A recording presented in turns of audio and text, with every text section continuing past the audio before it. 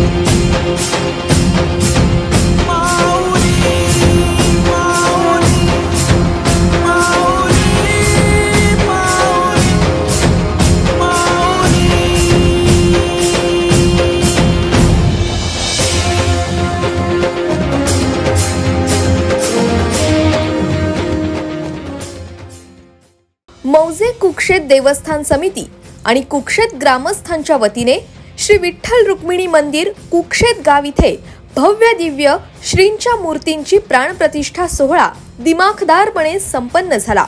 हा प्राणप्रतिष्ठा सोहळा स्वामी ज्ञानचैतन्यजी महाराज, हरिभक्त पारायण महादेव घुले महाराज आणि ऐरोलीचे आमदार गणेश नाईक यांच्या शुभ हस्ते संपन्न झाला. न भूतो न भविष्यती अशा या भव्य दिव्य श्रींच्या मूर्तींची प्राणप्रतिष्ठा सोहळ्याचे अनेक जण साक्षीदार झाले.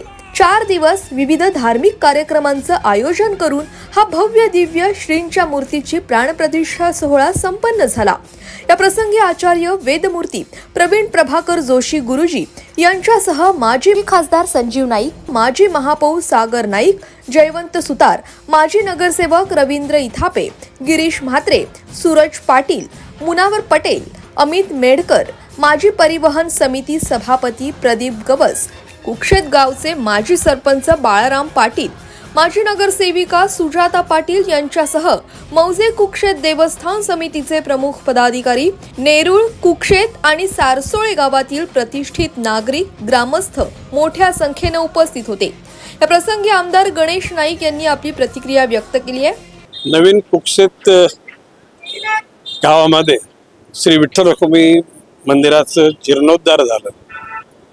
जीर्णोद्धाराचं म्हणजे खरं म्हणजे ते नवीन कुक्षेत निर्माण होताना याचं नवीन निर्माणच झालं. या ठिकाणी मंडळाचे अध्यक्ष बाळाराम पाटील आणि कुक्षेतचे ग्रामस्थ, प्रामुख्याने नगरसेवक सूरज पाटील यांच्या नेतृत्वाखाली सुंदर मंदिर तिथे निर्माण झाले. गाव एक झाला, लोकांची मन आणि चित्त एकाग्र झालं आणि या ठिकाणी चांगल्या प्रकारचे विचार आचार होतील असा विश्वास व्यक्त करतो. तर या कार्यक्रमाच्या आयोजनामध्ये सक्रिय भूमिका बजावणारे माजी नगरसेवक सूरज पाटील यांनी ज्या दिवसाची आतुरतेनं वाट पाहत होतो तो सुवर्ण दिन आज पाहता आला, अनुभवता आला, याचं एक वेगळं समाधान असल्याचं म्हटलं.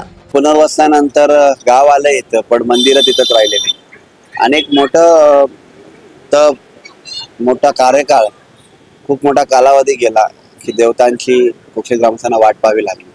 शासकीय नियमावली असेल, कोर्टाच्या फेऱ्या असतील, इतर काही गोष्टी असतील, त्या सगळ्या माध्यमातून मार्ग काढत आदरणीय लोकनेते गणेश नाईक साहेबांची साथ भेटली आणि आज कुक्षेत ग्रामस्थांचं ग्रामदैवत आपल्या हक्काच्या ठिकाणी विराजमान झालं.